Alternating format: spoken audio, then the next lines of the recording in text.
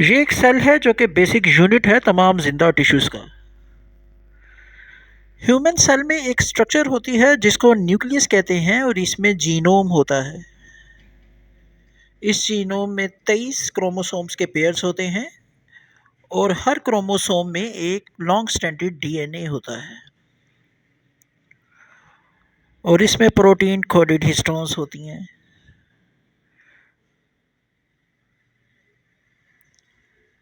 DNA में एक section को जीन कहते हैं।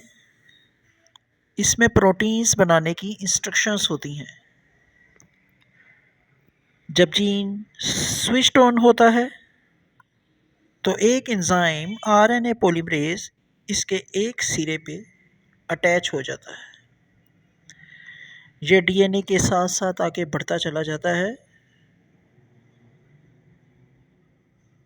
और ये न्यूक्लियस में मौजूद फ्री बेसिस से मैसेंजर आरएनए का स्ट्रैंड बनाता है।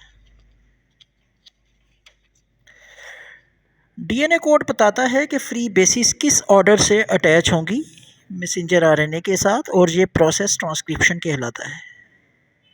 मैसेंजर आरएनए एक टेम्पलेट के तौर पर प्रोटीन की प्रोडक्शन के लिए यूज़ होता है और मुख्तलिफ सेक्शंस एक दूसरे के साथ अटैच होते चले जाते हैं।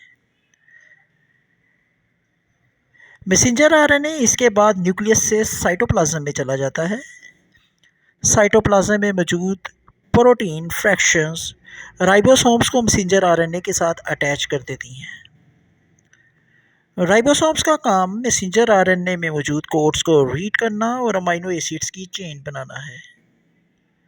हमारे जिस्म में 20 अमीनो एसिड्स मुख्तलिफ़ किस्म के होते हैं जो कि transfer RNA molecules in amino acids को राइबोसोम्स पर ट्रांसफ़र करता है।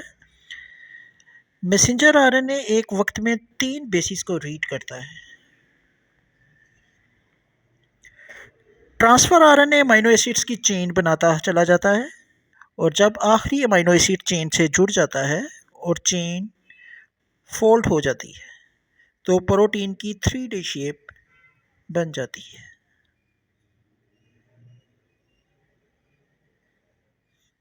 जो कि आप इस इलस्ट्रेशंस में देख भी सकते हैं।